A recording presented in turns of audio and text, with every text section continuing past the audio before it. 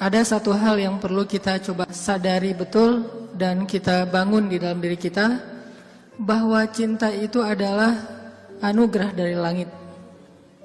Cinta itu adalah anugerah dari langit. Bahwa cinta itu adalah pemberian dari Allah Subhanahu wa taala. Dan gak mungkin Allah memberikan rasa cinta yang membuat seorang hamba bertambah dosa, itu gak mungkin. Yang menambah dosa, yang menambah kejauhan kita dari Allah SWT pasti bukan cinta. Jadi kalau ada rasa yang buat kita nggak khusyuk dalam sholat, pasti bukan cinta. Kalau ada rasa yang bikin kita jadi sakit hati, pasti bukan cinta. Kalau ada rasa yang kemudian bikin kita malah melakukan perbuatan-perbuatan yang Allah nggak suka, pasti bukan cinta. Itu disebut dengan wasawisus syaitan, yang ada di dalam hawa nafsu manusia. Sedangkan cinta semuanya berasal dari Allah Subhanahu wa taala. Dan cinta yang Allah titipkan kepada kita di antara hamba-hamba Allah di muka bumi, di langit dan seterusnya, itu cuma satu bagian dari 100 bagian cinta yang Allah simpan di dalam surga. Jadi satu bagian itulah yang kemudian kita lihat dari seorang ibu kepada anak, dari seorang ayah kepada putranya, dari seorang anak kepada orang tuanya, dari seorang pasangan kepada pasangannya, suami istri, istri kepada.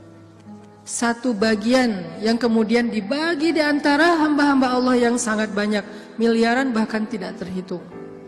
Cuman satu bagian. Satu bagian itu kita udah bisa ngelihat pengorbanan seorang suami yang luar biasa. Kayak misalnya teman-teman yang nge-follow Rumah Teduh Sabadiin, ada seorang anak ngerawat ibunya di detik-detik terakhir sebelum ibunya wafat. Dia bacain Yasin, dibacain Al-Quran, dia pijat-pijat ibunya, dia belai ibunya, dia penuhi semua hak ibunya. Dan ini adalah gambaran hanya partikel kecil dari satu bagian cinta yang Allah turunkan ke muka bumi. Ini hal yang perlu kita sadari dulu teman-teman, bahwa cinta itu asalnya dari langit. Kalau kita butuh cinta dari siapapun, cinta dari orang soleh, cinta dari ulama, cinta dari orang tua, cinta dari pasangan, cinta dari calon pasangan, cinta dari mantan yang pengen balikan, cinta dari mana aja lah. Carinya tuh bukan di bumi, carinya di langit. Makin rendah sujud kita, makin kita menggetarkan arasy di langit. Tapi kalau kita cari cinta dengan cara sering-sering posting, itu juga diedit semalaman, kita nggak bakalan dapat cinta. Kita dapatnya apa? Was-wasah, bukan cinta. Terus nggak boleh posting, Ustaz? Boleh, dan saya juga sering posting. Cuman bukan gitu cara mencari cinta. Apalagi diedit habis-habisan, pakai apa aplikasi berganti-ganti. Ah, ini kurang apa bright lah, apa kurang charming. Akhirnya diedit. Justru yang muncul dari itu adalah kekecewaan. Makanya kalau kita mencari cinta itu adalah dengan sujud, dengan doa, dengan taqarrub kepada Allah Subhanahu wa taala, mendekatkan diri pada Allah. Sehingga kalau kita udah cinta dari Allah Subhanahu wa taala, maka Allah akan mendatangkan sekian banyak orang untuk mencintai kita.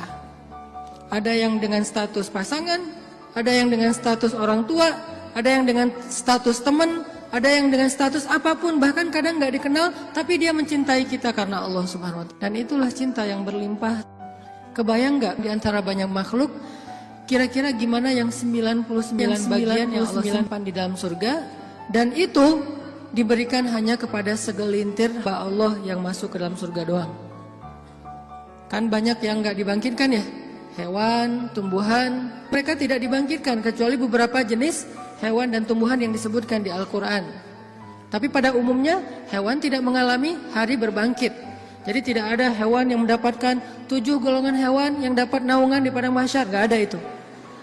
Yang ada manusia. Kalau hewan ngikut manusia, kalau dia berjasa dalam dakwah manusia dia terlibat. Tapi pada umumnya hewan dan tumbuhan itu tidak dibangkitkan. Padahal jumlahnya miliaran. Itu adalah satu cinta dibagi rata. Gimana 9 cinta dibagi kepada sedikit hamba Allah Subhanahu wa taala. Makanya Allah mengatakan di dalam surga itu la khaufun 'alaihim wa lahum yahzanun. Di surga itu tidak ada rasa takut, tidak ada rasa kecewa. Nggak ada lagi di surga itu adegan live group, itu udah nggak ada. Di surga itu nggak ada grup yang nge-live kita, kan lebih sakit ya, di live sama grup. Kalau kita nge-live grup masih mending, kalau grup yang nge-live kita, gimana caranya? Tiba-tiba grup sepi, nggak ada broadcast, nggak ada chat, ternyata mereka bikin grup baru, kita doang yang nggak di-invite. Itu di akhirat udah nggak ada di surga live group, di live sama grup. Di surga itu udah nggak ada bulian. Kenapa nggak ada bulian? Karena udah nggak ada jomblo. Selama masih ada jomblo, semangat nih kalau udah bab kayak gini. Saya bukan mau menzolimi teman-teman gara-gara sering ngebully jomblo. Enggak, saya nggak ngebully, saya cuma empati doang. Kasihan sih. Kasihan boleh ya. Sebagian doang, yang lain insya Allah gue mah asik-asik aja Ustadz sebagai single villah gitu ya, nggak masalah. Cuman ada sebagian yang mungkin masih berat menjadi seorang yang single, apalagi baru aja kemarin diputusinnya dengan bahasa yang nggak enak lah gitu. Kita adik kakak aja ya, kan nggak enak tuh. Tahu nggak teman-teman, ada cara mutusin yang lebih kejam dari itu. Kan yang biasa tuh kita temenan aja ya gitu ya, atau kita adik kakak aja. Ada nggak orang yang diputusin sama pasangannya, dibilang kamu tuh jadi ibu saya aja ya, kamu tuh seperti ibu buat saya? Ada. Dalam bahasa fikih disebut dengan zihar. Dalam bahasa saya disebut dengan diputusin dengan cara paling kejam. Di mana ayat zihar? Nanti coba teman-teman kita baca satu ayat aja di dalam surat Al-Mujadilah. Teman-teman bisa buka mushaf Al-Quran. Kita coba buka surat Al-Mujadilah, surat 58. Surat Al-Mujadilah ayat 1. Ini salah satu ayat diputusin di dalam Al-Quran. Dan diputusinnya dengan cara yang paling kejam menurut Al-Quran. Saking kejamnya Allah kasih semacam punishment buat yang mutusin, dengan cara harus berpuasa selama 2 bulan berturut-turut. Jadi kan kamu dan saya jadi anak sama ibu ya, berarti dia harus berpuasa 2 bulan berturut-turut. Kenapa? Kejam banget. Dan Khawlah bintu Sa'labah yang disebutkan di dalam ayat ini pernah digituin sama suaminya.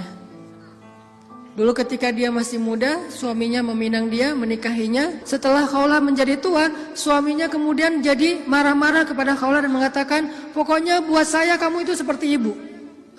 Ini bahasa zihar kalau dalam bahasa fikih. Atau diputusin kalau dalam bahasa kita. Diputusin oleh suami sendiri dengan kata-kata, kamu itu seperti ibu buat saya. Akhirnya Khawlah bintu Sa'labah sedih banget. Khawlah sedih luar biasa. Tapi dia penasaran, maksud kata-kata suami saya apa? Maksudnya saya udah haram buat dia selama-lamanya atau itu tidak berlaku? Akhirnya Khawlah datang kepada Rasul.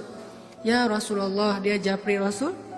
Dia bilang, ya Rasul, saya diginiin sama suami saya. Kata suami saya bahwa dia buat saya itu, saya seperti ibu bagi dia, di capture. Apakah ini berarti saya sudah haram buat suami saya ya Rasul? Kata Nabi, ya wahai Khawlah, sudah haram. Akhirnya Khawlah sedih banget. Cuman Khawlah kalau sedih gak mau pakai emotikon nangis kepada orang lain. Emotikon nangisnya hanya kepada Allah Subhanahu wa taala.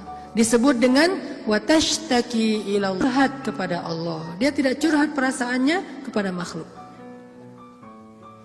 Kan curhat itu meluapkan isi hati dan perasaan ya, curahan hati. Artinya dia gak mau mengekspresikan perasaan senang dan sedihnya kepada manusia. Kalau perlu bikin emotikon yang khas atau beli emotikon, dapat hadiah emotikon khusus, emotikon melo dari teman-teman. Dia nggak mau mengekspresikan kesedihan dia kepada manusia. Biar yang tahu kesedihan dia cuma 2, Allah kemudian pasangannya yang halal. Orang lain nggak tahu kalau dia sedih. Orang lain nggak tahu kalau dia sedang dalam keadaan terbeban. Nggak ada yang tahu.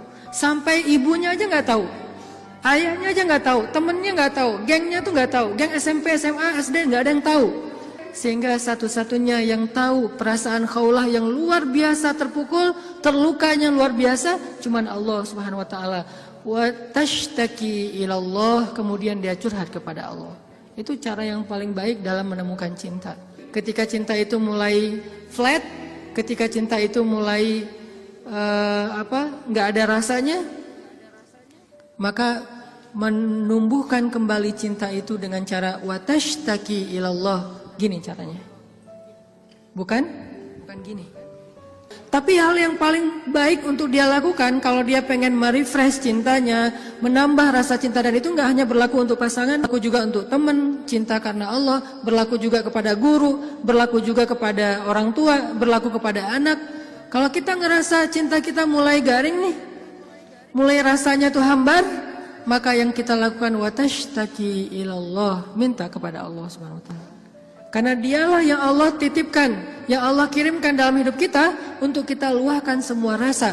Rasa bahagia, rasa cinta, rasa sedih, rasa kecewa. Semua ke dia, bukan ke orang lain. Kalau kita punya pasangan tapi rasa itu diungkapkan kepada orang lain, maka kita mencurangi pasangan kita. Kita punya pasangan tapi curhatnya ke orang, jadilah TTM ya. Ini berarti kita curang, gak fair sama pasangan kita. Toh kita juga gak mau digituin oleh pasangan kita kan? Terus apa yang harus kita lakukan? Kalau kita ngerasa pasangan kita nggak pengertian, ada zat yang maha pengertian untuk kita curhat kepadanya. Kenapa harus orang lain? Dan Allah nggak akan pernah ngebocorin curhat kita ke siapa-siapa, teman-teman. Allah sebaik-baik penjaga rahasia. Dan Allah senang banget dengar curhat kita. Beda dengan orang. Kalau orang teman siapa gitu dengar curhat kita, misalnya kita telepon. Kita telepon di loudspeaker sama dia, ditaruh di meja, terus dia ngapa-ngapain ya? Kita ngomong panjang lebar, pas udah lama nggak dapat respon, kita nanya, kamu dengar nggak sih? Dia langsung lari. Ada yang lebih parah lagi tuh, bukan cuma di loudspeaker, kita baru mulai curhat, dia balik curhat. Aku habis dimarahin sama suami aku. Wah, laki-laki itu memang kayak gitu. Gue juga tiap hari dimarahin. Tahu nggak gimana cara dimarahin? Panjang tuh. Akhirnya malah dia yang curhat. Kita curhat, dia jadi dapat banyak info, akhirnya dia nikung. Oh, parah banget ya. Pernah ditikung sama teman curhat? Ada sahabat Nabi yang pernah ditikung. Ditikung fisabilillah. Namanya Abu Darda. Abu Darda, temenin aku dong. Ngapain? Ngelamar seorang perempuan, seorang cewek. Soleha, hafizah, cantik, terpelajar. Kayaknya nih calon makmum ideal banget. Kenapa ideal? Yang salah baca ketika sholat dia bisa benerin. Tapi insya Allah imamnya nggak bakal salah baca. Kalau yang dibacanya Al-Ikhlas ya. Gua mah pede nggak nyari makmum yang hafiz-hafiz banget. Kenapa? Karena kalau ngimamin surat Al-Ikhlas jadi nggak pernah salah. Salman ngajak Abu Darda. Abu Darda nemenin datang ke rumah cewek itu. Pak, saya mewakili Salman, pengen ngelamar anak bapak, putri bapak. Kata bapak ini, ya udah saya tanyain dulu ke putri saya, kalau dia setuju nanti saya nikahkan kalian. Harus nanya dulu ke perempuannya, ke putrinya, karena nggak boleh nikah paksa dalam Islam. Sama dengan nggak boleh menghalangnya yang sudah punya niat baik untuk menikah. Sama dengan kita menghalang-halangi anak kita untuk datang ke masjid beribadah. Calon mertua. Nggak boleh menyusah-nyusahin anak kita yang pengen beribadah. Apa ibadahnya? Nikah. Bukankah nikah itu setengah dari agama? Selama itu kita perhatikan bukan sesuatu yang sangat beresiko, yang terlalu terburu-buru, ceroboh, maka biarkan mereka melihat kebesaran Allah Subhanahu wa taala di dalam rumah tangganya. Rumah tangga seperti usaha dibangun dari nol, tiba-tiba Allah kasih banyak kemudahan setelahnya. Udah selesai lamar, ditanya sama ayahnya kepada putrinya. Nak, gimana tuh ada satu orang cowok di depan ngelamar kamu? Yang mana? Itu yang Salman, yang orang Asia. Anaknya kemudian keluar ngintip. Ngintip bahasa kita stalking. Karena ada seorang perempuan dilamar, kemudian dia nggak pede gitu. Dia bilang ke Rasulullah, ya Rasulullah, boleh nggak kalau saya itu aib saya bahwa dia kepalanya ini rambutnya banyak yang sudah rontok karena penyakit. Kemudian dia bilang, boleh nggak saya pakai rambut palsu atau saya tutup rambut saya dan saya nggak kasih tahu ke siapa-siapa kalau rambut saya itu udah rontok. Kata Nabi, sampaikanlah. Jadi nggak perlu diedit, nggak perlu dibikin yang sekeren mungkin, tapi kemudian orangnya kecewa. Dia stalking, oh itu cowoknya. Kalau yang di sebelahnya itu Abu Darda, ya sudah. Akhirnya si cewek menerima lamaran, tapi bukan untuk Salman, untuk Abu Darda. Datang bapak itu. Alhamdulillah saya udah bicara dengan anak saya. Oh gimana Pak, Salman udah deg-degan gitu. Sabar ya Salman, ternyata anak saya belum berkenan untuk menikah dengan Salman. Oh nggak apa-apa Pak. Cuman anak saya ternyata ridho menikah. Oh apa-apa. Jadi nggak enak hati gitu kan. Aduh Salman, ini bukan saya loh ya. Minta kan tadi kamu dengarkan saya ngomong apa. Kata Salman, udah biasa aja kali Abu Darda. Tapi saya nggak mau nikung kamu. Udah nggak apa-apa. Kan Allah menciptakan kita berpasang-pasangan. Masing-masing udah ada takdirnya. Akhirnya Abu Darda nggak enak banget. Si bapak juga terlalu vulgar. Harusnya kan biarin dulu mereka pulang di Japri ya. Abu Darda balik kan bisa ya. Abu Darda ditelepon gitu balik. Mau ada yang diobrolin. Kenapa di depan Salman? Sehingga Salman jadi sedih. Enggak, ternyata mereka paham. Cinta mereka itu karena Allah Subhanahu wa taala. Kalau belum berjodoh berarti emang bukan itu cintanya. Dan mereka tidak akan memberikan hatinya karena hati itu satu-satunya organ di datu yang paling berharga dan dia nggak akan ngasih kecuali kepada orang yang sudah berakad. Saya terima nikahnya dan kemudian dikatakan oleh saksi sah. Kecuali saksinya mantan, itu nggak bakalan sah. Saya terima nikahnya. Gimana saksi? Belum. Oh ya, ulangi lagi. Udah 100 kali, belum aja. Kenapa? Saksi nggak bisa move on. Yang lebih berat tuh bukan saksinya yang mantan, KUA-nya yang mantan. Tuh parah tuh. Ini kenapa ya persyaratan nggak ada yang lengkap ya? Semuanya persyaratan kurang aja gara-gara KUA-nya adalah mantan. Nauzubillah lah ya. Kan pernah viral tuh di Instagram yang seseorang ngelakuin kriminal kemudian disidang. Kebayang gak sih pas lagi di sidang gitu ternyata ketua majelis hakimnya itu mantan kita. Wah, jadi kamu setelah putus dari aku jadi gini? Iya, aku gak bisa hidup lagi tanpa kamu. Ya udah apa? Kamu saya vonis menikah dengan saya. Gak penting juga. Nah akhirnya kita balik lagi ke cerita Khawlah. Khawlah curhat kepada Allah. Ketika ada masalah, Khawlah bilang ya Rabbi ilahi. Dia curhat, dia nangis, dia habis-habisan hanya di hadapan Allah saja. Ketika di hadapan manusia, dia nggak mau menunjukin dirinya lelah di hadapan manusia. Dia nggak mau menunjukin dirinya fragile di depan manusia. Dia hanya menunjukkan kelemahan dirinya di hadapan Allah. Allah ilahi, saya fakir sedangkan engkau maha kaya. Saya lemah sedangkan engkau maha perkasa. Saya bodoh sedangkan engkau maha bijaksana. Saya bingung sedangkan engkau maha tahu segala-galanya. Kita tunjukkan semua kelemahan kita, curhatnya kepada Allah, jangan kepada makhluk. Dan Allah senang banget dengar curhat hambanya. Apa nama Allah yang maha mendengar? Sami'un. Allah itu gak pernah lelah mendengar curhat, doa, dan semua isi hati hamba-hambanya ketika mereka berbicara kepada Allah. Ya Allah, ya Allah. Setiap hari kita berdoa kepada Allah dengan doa yang sama, Allah gak pernah bosan. Makanya Allah As-Sami' yang maha mendengar. Makin panjang curhat kita, Allah makin sayang sama kita. Beda kan sama orang, makin panjang curhat kita, makin ditandain besok-besok kalau kita telepon gak akan diangkat lagi.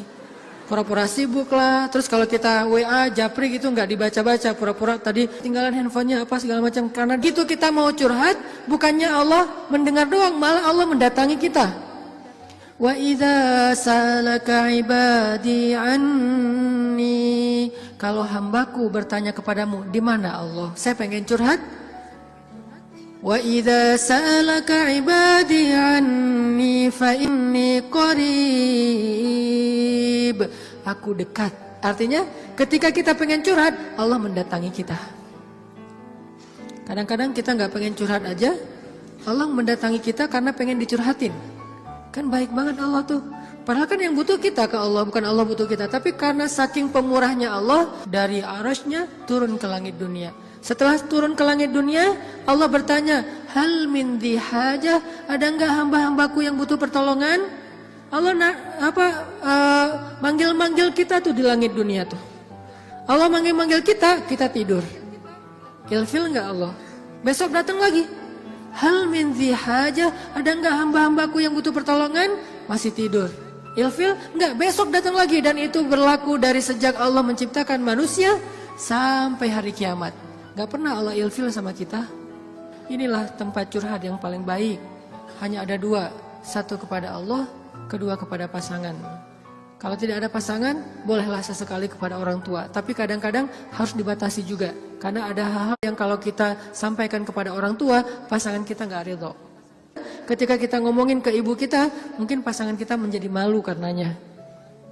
Masalah nafkah mungkin. Kan itu harga diri suami banget ya. Kalau seorang istri kemudian curhat ke ibunya, ya AA ngasihnya kurang terus setiap bulan. Kan dia jadi malu nih. Ada hal-hal yang suaminya akan malu dan gak rela. Terus kepada siapa yang insya Allah suami kita gak malu? Kepada Allah. Ya Allah, suami saya ngasih nafkah kurang terus udah berapa bulan. Saya sih berharap gak usah banyak-banyak ya Allah, 30 juta aja sebulan. Ini masih kurang 29 juta, kurang sejuta curhat ya. Karena suami kita juga curhatnya ke Allah. Ya Allah, saya pengen nambahin nafkah buat istri saya. Ya Allah, ya Allah, ya Allah. Dua-duanya curhat nih. Kalau perlu curhatnya sambil pegangan tangan, kan seru tuh. Coba kalau masih sendiri, pegangan tangan siapa? Gini-gini. Mana ya tangan? Kalau sholat tahajud berdua sama sendiri. Kalau sendiri, yang banguninnya alarm. Nggak enak banget tuh. Ring, apa sih berisik? Tapi kalau udah berpasangan, yang banguninnya suara lembut. Kang, bangun. Akhirnya makin tidur. Ini tapi bukan fikih ya. Ini iseng-isengan saya doang nanya ke istri saya. Yang. Kalau kita sholat tuh boleh gak sih gandengan? Istri saya nanya, gandengan gimana? Jadi kita tengah malam tuh nanya-nanya kayak gituan. Gandengan gimana? Gini, jadi kita takbir terus. Boleh gak sih kayak gitu? Nanya ya. Tapi kalau deketan boleh kan? Boleh. Ya udah deketan lagi dong. Lagi sah. Bisa gak ngomong kayak gitu ke teman kos-kosan? Deket lagi dong. Bahaya. Makanya teman-teman curhat sama Allah SWT. Analogi dan contoh kasusnya mungkin masalah cinta dengan pasangan ya. Tapi moral of the story-nya itu bisa kita pakai dalam apa aja. Karena kita punya masalah bukan cuma dengan pasangan, bukan cuma dengan teman, tapi kita punya masalah dalam pekerjaan, dalam apa aja. Pokoknya mau curhat ke langit. Karena Allah selalu menunggu kita curhat. Yang di seluruh bumi juga makhluk-makhluk Allah selain jin dan manusia setiap hari berdoa kepada Allah. Masa kita nggak mau berdoa? Kulla yaumin huwa fi sya'n wa la ya'uduhu hifdzuhuma. Curhat sama Allah. Akhirnya Khawlah udah selesai datang ke Nabi. Kalau bahasa kita kayak ngejapri ke Nabi gitu. Nabi bilang, kamu sama suami kamu sudah haram selama-lamanya. Karena zihar itu adalah tradisi Arab Jahiliyah. Kamu buat saya seperti ibu. Itu tradisi Arab Jahiliyah yang gak baik banget. Sangat-sangat tidak adil kepada perempuan. Jadi ini salah satu ayat bukti bahwa Al-Quran itu benar-benar turun untuk mengangkat kehormatan perempuan. Karena tradisi Arab Jahiliyah, kalau dia udah mulai bosan sama istrinya, langsung dia ceraikan seumur hidup. Kenapa seumur hidup? Biar gak dapat waris, biar gak ada tanggung jawab apa-apa, nafkah segala macam. Kan curang banget kan?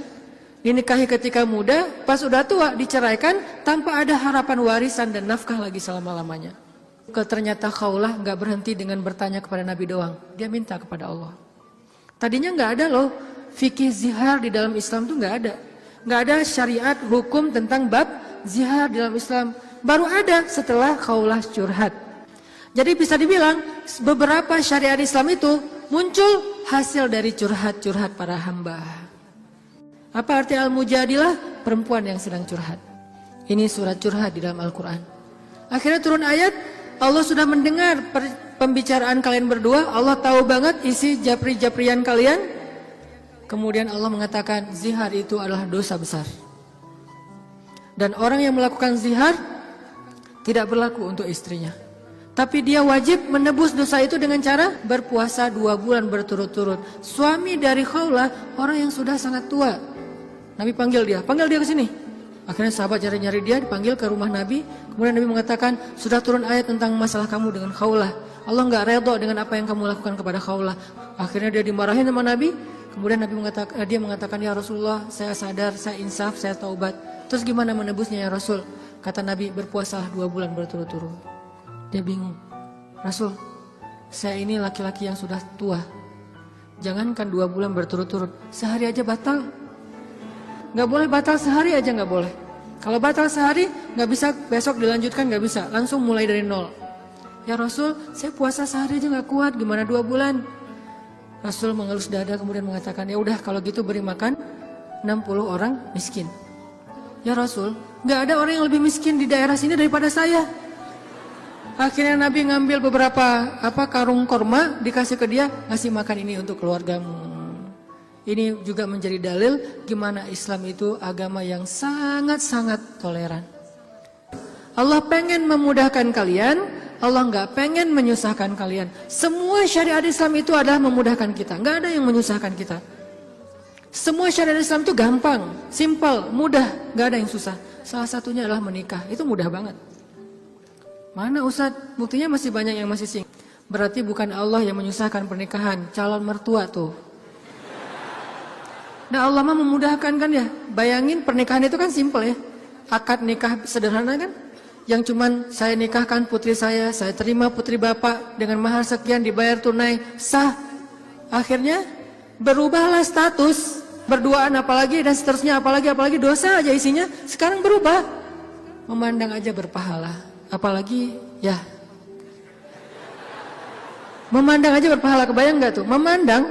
Memandang pasangan itu sama kayak memandang Ka'bah. Duduk sambil ngeliatin Ka'bah itu pahalanya kayak 2 rakaat sholat loh. Sholat mutlak. Berarti memandang istri yang lagi rempong sama dengan 2 rakaat sholat mutlak. Baru memandang gimana menyentuh, gimana mengecup keningnya, gimana memeluknya, gimana dan gimana. Ibadah sholat mudah banget, nggak bisa berdiri, duduk, nggak bisa duduk, berbaring. Nggak bisa sholat tepat waktu, dijamak. Nggak bisa menjamak, dikosor, dikodok. Kenapa dikodok? Soalnya ketiduran. Yang penting jangan istiqomah. Masa mengkodok istiqomah ya? Jam 9 pagi, sholat apa itu? Kodok subuh. Sekalian dijamak dengan duha. Istiqomah udah setahun kayak gitu. Nah ini.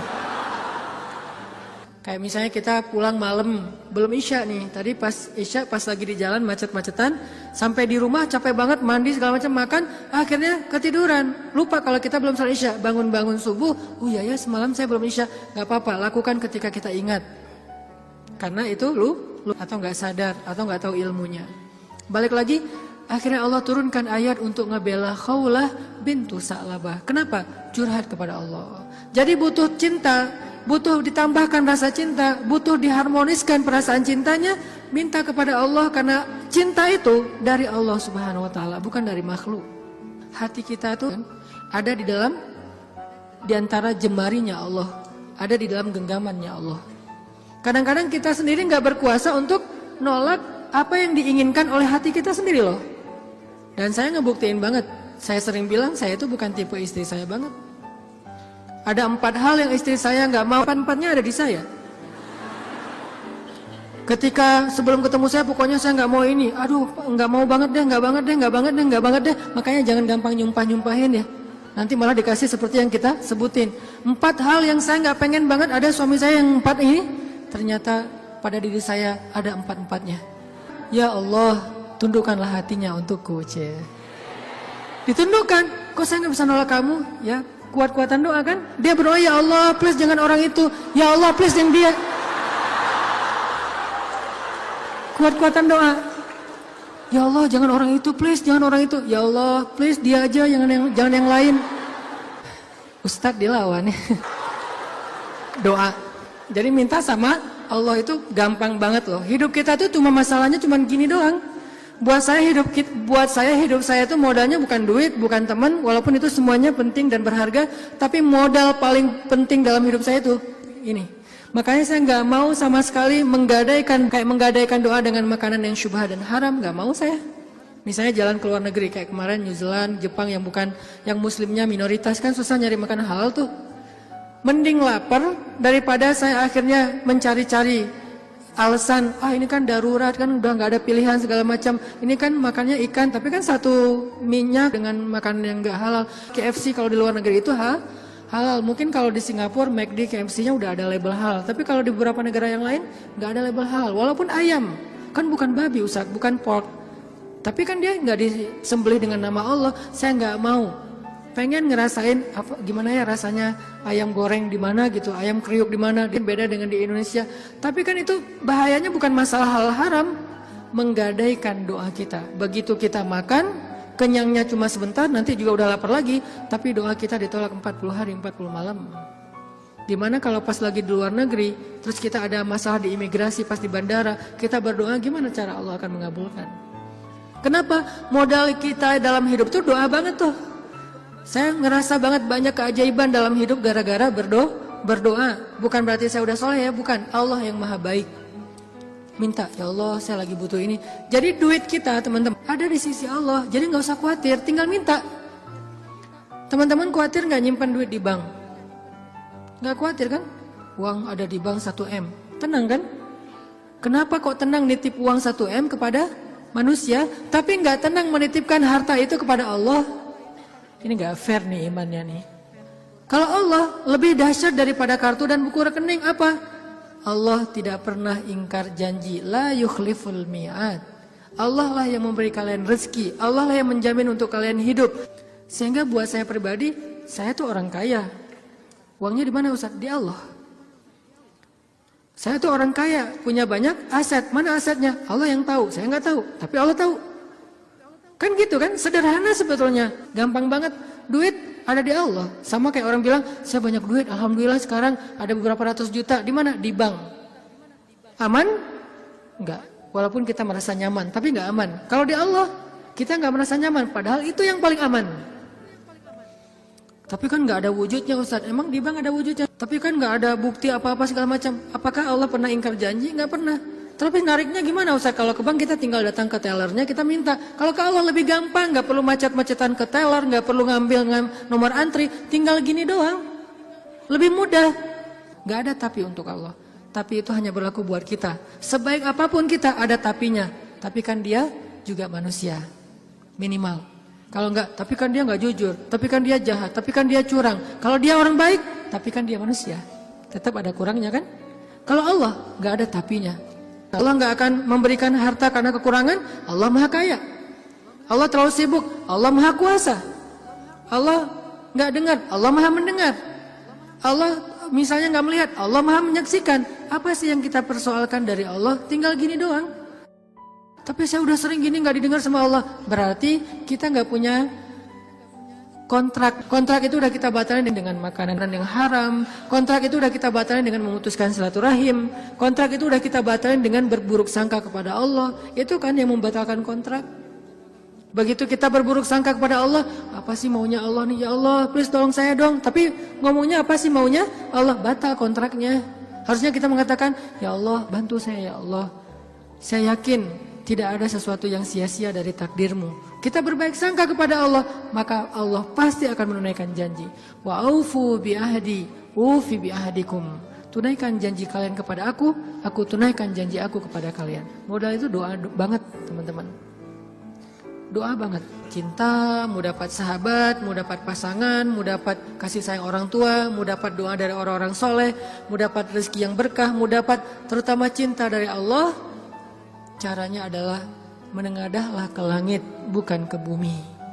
Sujudlah di bumi, lalu memintalah ke langit. Maka Allah Subhanahu Wa Taala akan melimpahi kita dengan rasa. Tinggal kita yakin aja sama Allah. Masalah yakin inilah yang membuat kita kadang-kadang jadi harus menunggu. Menunggu keajaiban dari Allah tergantung tingkat keraguan.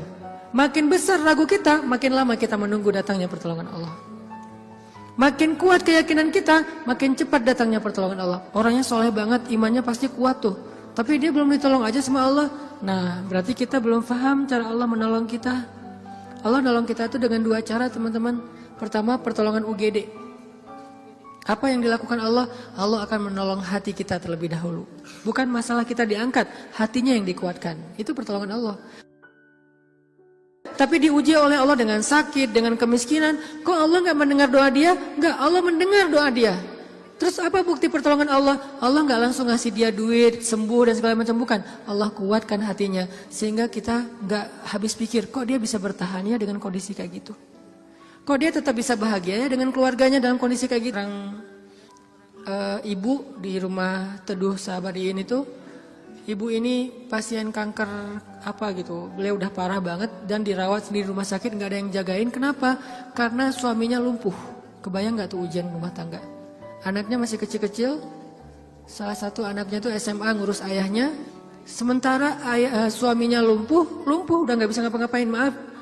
Buang air kecil, air besar di tempat tidur, semuanya di tempat tidur, nggak berdaya. Istrinya kanker stadium lanjut, dirawat di rumah sakit Hasan Sadikin, tapi nggak dapat kamar sehingga harus bolak-balik.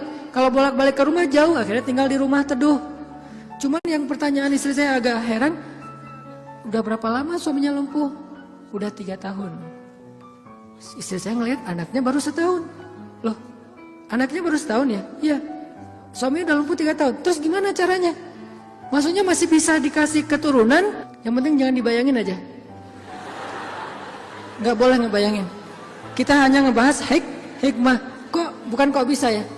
Masya Allah luar biasa ya. Allah masih tetap ngasih kebahagiaan kepada mereka. Anak bayi sebagai hiburan buat mereka. Kalau suaminya lagi kangen anaknya dibawa ke rumah. Kalau istrinya lagi kangen dibawa ke rumah sakit. Ganti-gantian, penyejuk hati mereka. Allah pengen menguatkan hati mereka dengan sakitnya lewat seorang bayi.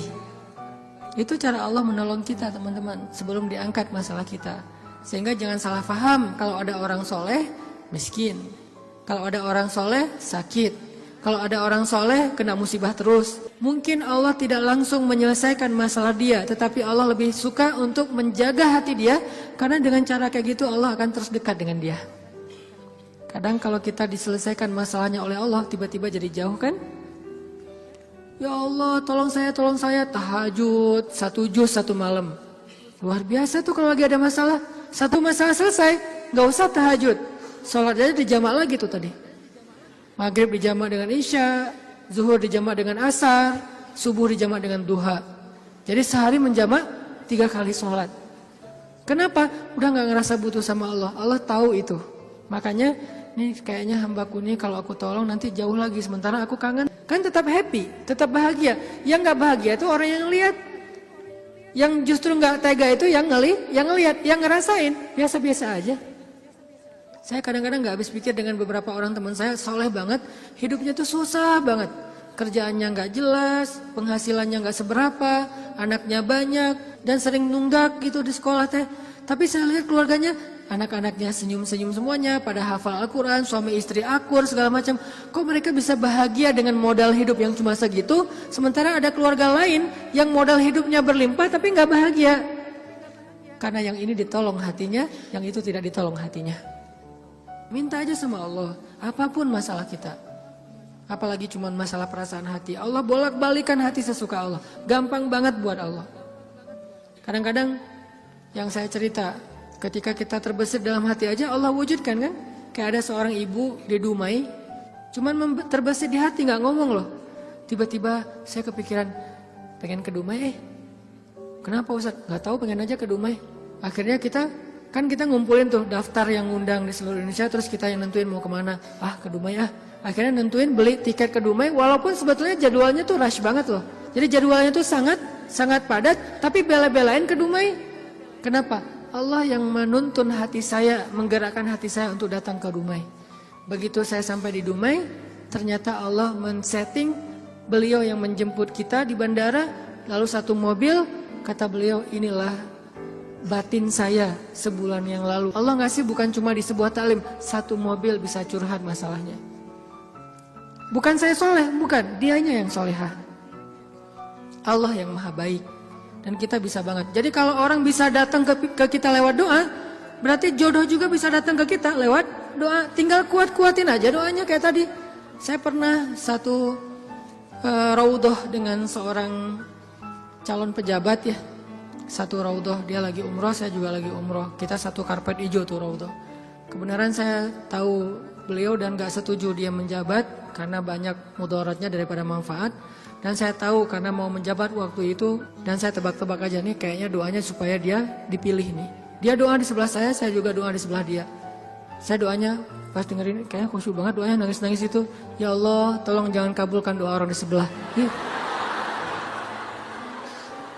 Karena mudaratnya lebih banyak, saya nggak rela banget dia yang berkuasa karena bahaya banget. Jelas doa itu yang paling luar biasa.